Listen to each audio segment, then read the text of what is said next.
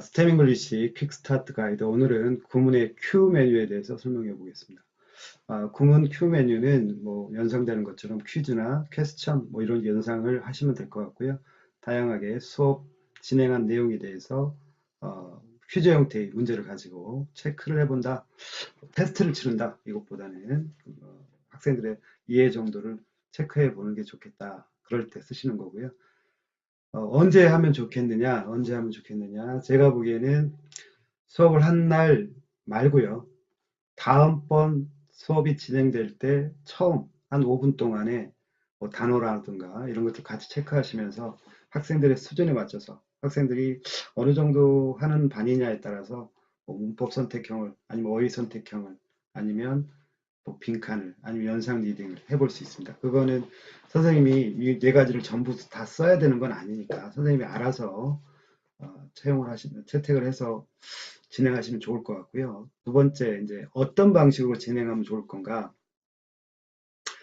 저는 이제 제 경험으로는 그렇습니다. 그러니까 선생님이 막 그 키보드를 누르면서 발음면서 하는 게 아니라 학생 한 명을 지명을 하죠. 학생 한 명을 지명을 해서 자, 학생이 쭉 그 답만 불러가는 게 아니라 문장 전체를 읽게끔 유도를 시키죠. It may be fair to say that the Vikings voyage had little lasting effect. 이렇게 읽어 나가면 선생님 그것보다 반발짝 뒤를 쫓아가시면 될 것 같아요. 학생이 요만큼 읽을 때 플러스 키나 요 플러스 키나 아니면 키보드 키패드 상의 플러스 혹은 이퀄은 뭐 이 키보드에는 쉬프트를 눌러야 키보드 그 플러스 키가 작동이 되니까 그냥 이퀄에도 똑같은 기능을 넣어놨습니다. 그래서 그런 다양한 어떤 장치들의 그 플러스 키를 누르셔서 답을 맞춰 나가면 되지 않을까. 학생들이 읽어 나가는 요 지점까지 읽었다 그러면 그때 가서 플러스 키를 누르시면 대시 선택이 될 거예요. 대시.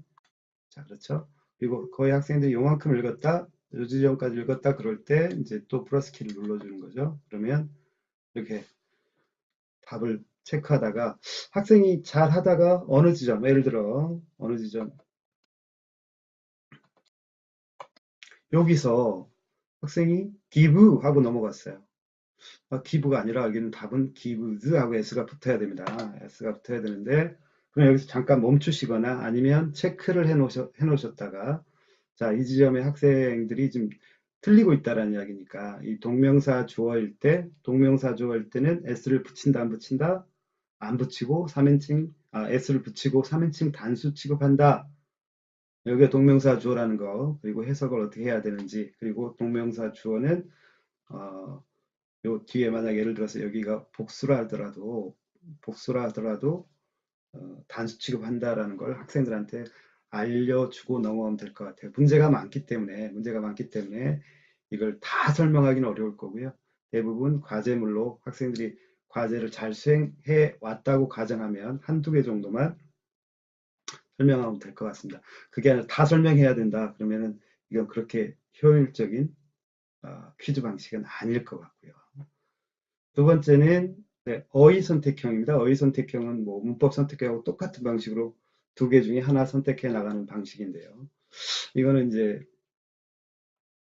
문법이 아니라 문맥상의 적절한 어휘 선택을 서로 상반되는 의미들을 가지고 있는 단어 두 개를 묶어놓고 그 중에 선택하는 겁니다. 예를 들면 여기 excluding이 맞냐, including이 맞냐 논란이 있을 수 있는 지점이에요. 어떤 학생들은 동전의 양면은 아니니까 배제시키는 거나 포함시키는 거. 자, 중요하지 않은 건 배제될 거고 중요한 건 포함시키는 건데 그것의 기준입니까? 라고 이야기를 했기 때문에 원칙적으로 보면 제가 볼 때도 답은 두 개일 가능성이 높은데 어쨌든 교재에서는 including이 답인 걸로 되어 있습니다. including을 썼어요. 저자가 그 단어 채택을. 그렇기 때문에 그거에 대한 논리적인 약간 디테일한 어떤 차별성 차이 이런 것도 같이 이야기해 볼 수 있다면 나눠볼 수 있다고 보여집니다. 그래서 이렇게 어휘 선택형. 그 다음 세 번째는 빈칸 채우기입니다. 빈칸 채우기는 여러분들 많이 우리 내신 준비할 때 많이들 하죠. 중요한 단어 빈칸 쳐놓고 근데 빈칸 만드는 것부터 먼저 말씀드리면 빈칸은 물론 이건 만들어져 있는 겁니다. 이미 만들어져 있는 거지만 수업 시간 중에 그냥 만들고 싶으시면 채워나가는 게 플러스였으면 빈칸을 만드는 건 마이너스 키를 눌러주시면 됩니다. 마이너스 키를 눌러주시면 여기서는 저희가 힌트를 두 개를 줬기 때문에 힌트 두 개 준 것이 반영되어 나타납니다. 원래 것은 그냥 아무것도 없게 나타나게 되어 있는데요. 이렇게 빈칸을 쳐놓고 자 여기서 이렇게 요 키를 누르시면 요 키를 누르는 것을 한번 해볼게요. 요 키를 한번 눌러보시면 차례대로 이렇게 내가 만약에 여기 있더라도 여기다 커서를 갖다 놨더라도 이렇게 차례대로 빈칸을 채워나가는 반면 키보드상에 플러스 키를 누르시면 키보드상이나 키패드상에 플러스 키를 누르시면 해당하는 지점 지금 커서가 놓여 있는 지점을 정답을 확인할 수 있습니다. 뭐 크게 뭐 차이는 없지만 이런 식으로 순차적으로 확인할 필요 없이 그냥 눌러서 그 지점의 답만 확인할 수 있다. 다 확인할 필요가 없다면 그런 기능을 쓰셔도 될 것 같아요. 그래서 여기서 약간 차이가 있습니다. 지금까지 다 똑같았는데 빈칸 채우기 정답 맞출 때는 요 키를 누르는 것과 키보드의 플러스 키를 누르는 게 순차적으로 재생할 건지 답을 맞춰 나갈 건지 아니면 원하는 지점만 클릭해서 그것만 확인할 수 있는지 좀 차이가 있다. 그렇게 알아두시면 될 것 같고요.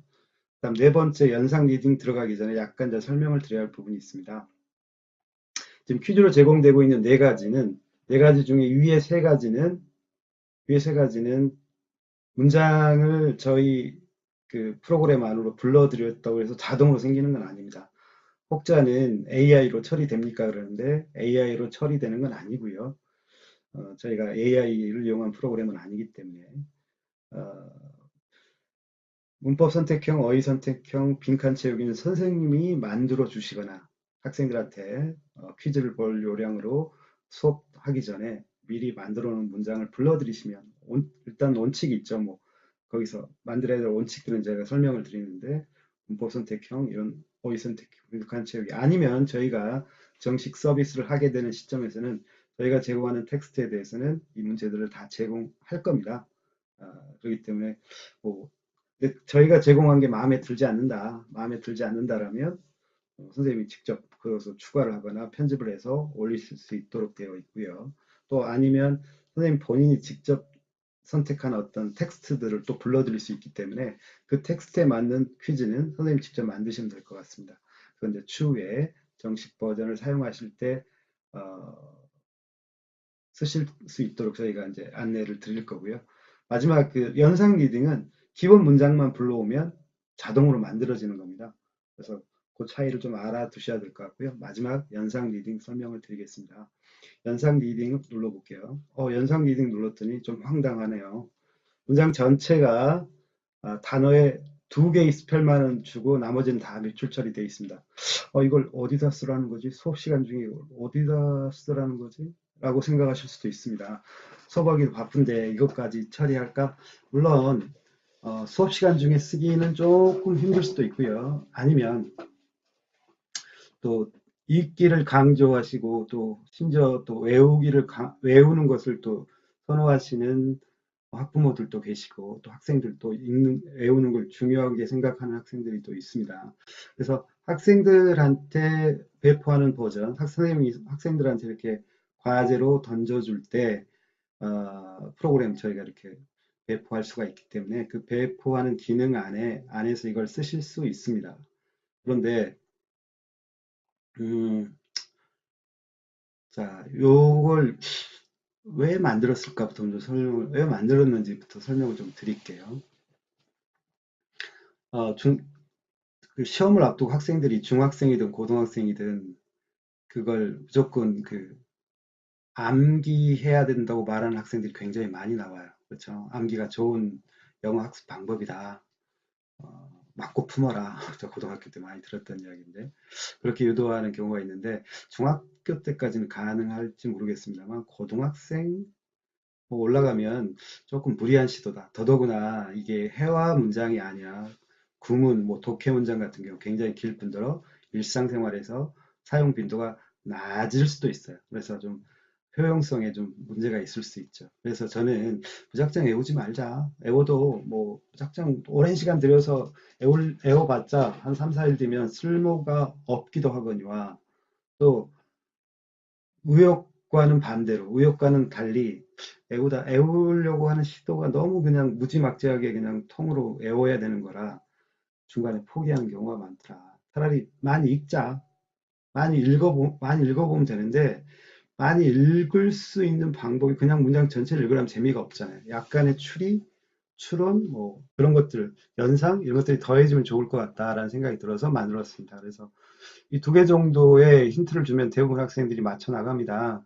It may be fair to say that the Vikings boys had a little lasting effect on the fate of the war. 이렇게 빨리 하는 친구도 있는가 하면 굉장히 느릿느릿하게 하면서 이게 잘 모르겠다. 여기가 뭐지? 이 FA.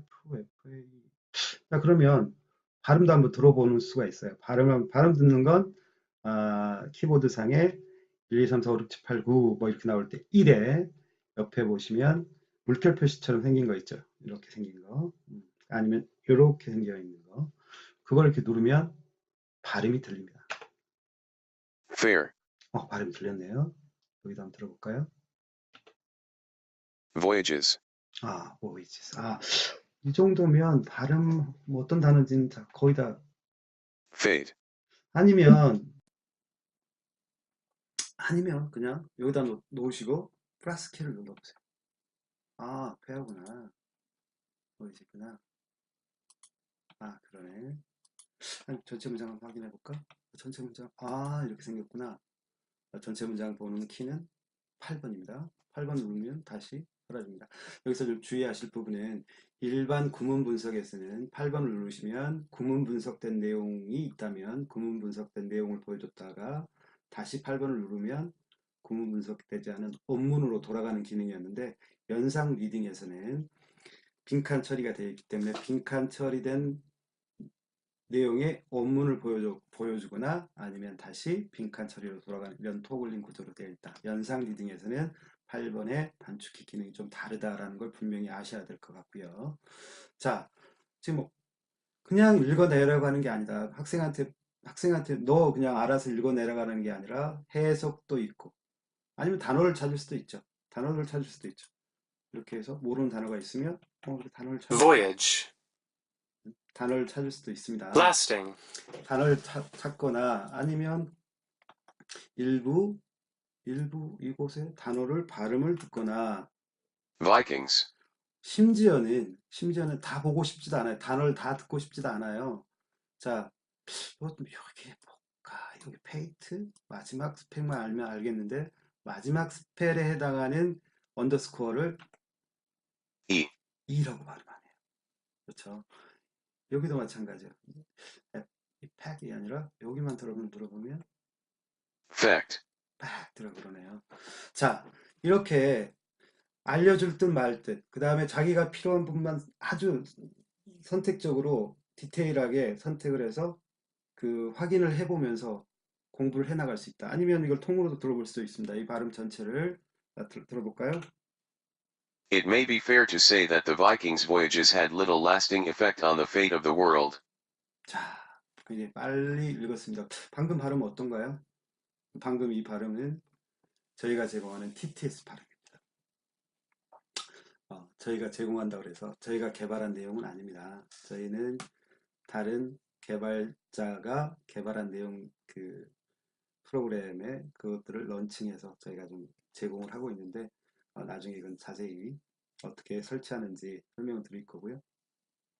이 음성 자체는 윈도우 10에 보시면 윈도우 8 혹은 윈도우 10에서 제공하는 TTS 보이스 네 가지 중에 하나 데이비드라는 음성을 선택하고 지금 듣게 해놨습니다. 데이비드가 제일 발음이 좋은 것 같아요. 뭐 지라도 있고요. 헤이젤도 있고 뭐 한국 사람 해미 음성도 있는데 그중에 음성이 해미로 선택되어 있으면 굉장히 엉망으로 들립니다. 엉망으로 들리고 지금 이 데이비드가 가장 적절합니다. 그래서 지금 말씀드린 것처럼 그런 모든 어떤 세팅이 완료된 상태에서는 이 부분만 들을 수도 있고 Fair, 아니면 여기서부터 여기까지만 들을 수도 있고 Vikings' voyages had little. 그다음에 뭐 여기도 발음 들릴까요? Yags, 발음 이상하게 들리네요. 아니면 여기 마지막 스펠링 뭐지? S. S로 끝난다. 자, 이렇게까지 줄 수 있다. 그래서 자, 연상 리딩이라는 게 뭔가가 머릿속에서 연상할 수 있는 힌트들을 주자. 그러면서 자연스럽게 읽어가자. 읽어가자.